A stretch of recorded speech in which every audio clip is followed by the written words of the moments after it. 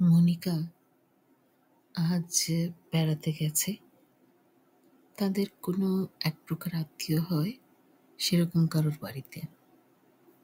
সে বাড়িতে তার থেকে কিছু বয়সে বড় দুটি বোন আছে। যথার্থ উপমা দিয়ে যদি বর্ণনা করা যায় তাহলে একটি বোনকে ড্যাবড্যাবি বললে ভালো হয়, কারণ তার ড্যাবড্যাবা চোখ আছে। কেন যেন ডাগর ডাগর চোখ বলতে ইচ্ছে করে না মনিকার, সে জানে না কেন। তবে চোখ ড্যাবড্যাবা হলেও বোনটির অনেক বুদ্ধি। ৩ বোনের সবচেয়ে বড় সে।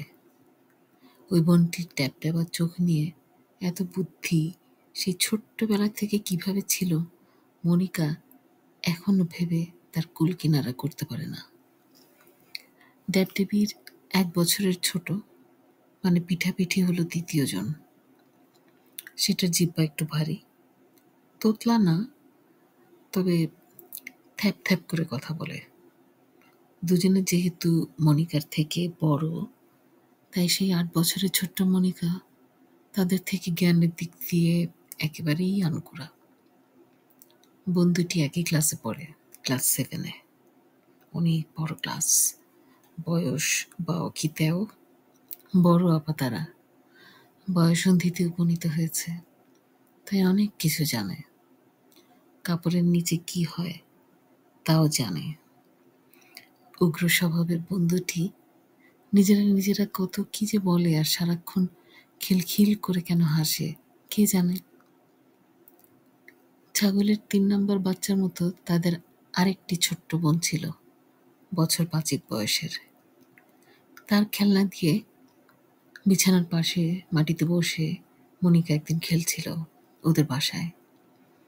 খেলা শেষে যখন ঘর থেকে বের হতে যাবে, তখনই হাসতে হাসতে গড়াগড়ি যাওয়া বিছানায় শুয়ে থাকা বোন দুটো মনিকাকে ডাক দিয়ে বলল, তোমার প্যান্টটা একটু খোলো তো। তখন কিছু বুঝতে না পারলেও তাদের আচরণটা মনিকার বেশ অদ্ভুত লেগেছিল, তাই এখনো ভুলে যায়নি। কারণ এমন অদ্ভুত কথা মনিকা তার ৮ বছরের জীবনে কখনো আগে শুনেনি। কেউ কারো বাসায় এভাবে প্যান্ট খোলার কথা বলে? তারপর ২০ বছর প্রায় অতিক্রান্ত হয়েছে। আজ মনিকার বয়স ২৭ কি ২৮। এর মধ্যে তারও জীবনের অভিজ্ঞতা বেড়েছে, বোধি পাওয়ার মতো।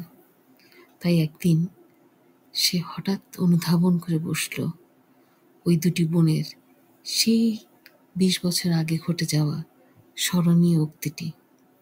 সেই ছোটবেলায় তাদের বাসায় মনিকাকে দেয়া প্যান্ট খোলার প্রস্তাব, এবং প্যান্টের ভিতর কি আছে তাদের তা দেখার আকাঙ্ক্ষার প্রকাশ। কোন কিসিমের আত্মীয় সে লোকেরা মনিকা তা জানে না।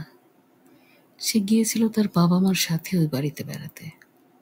তার বাবা মা তো কত না মানুষের সাথে মেশে, সেভাবেই সেই লোকদের সাথে হয়তো আপন মনে করে তারা মিশত।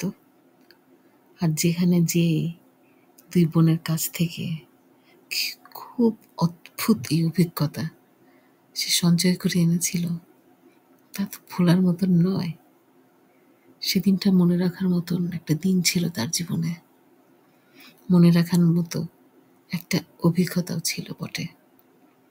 সেই দিনের সেই উক্তি দিয়ে ড্যাবডেবি আর থ্যাপথেপি কে বুঝিয়েছিল মনিকা আজ বুঝতে পেরেছে, যদিও বুঝে উঠতে সময় লেগে গেছে ২০ বছর। কারণ সে বোধি পেয়েছে যে মাত্র। আজ তার বোধি পাওয়ার দিন।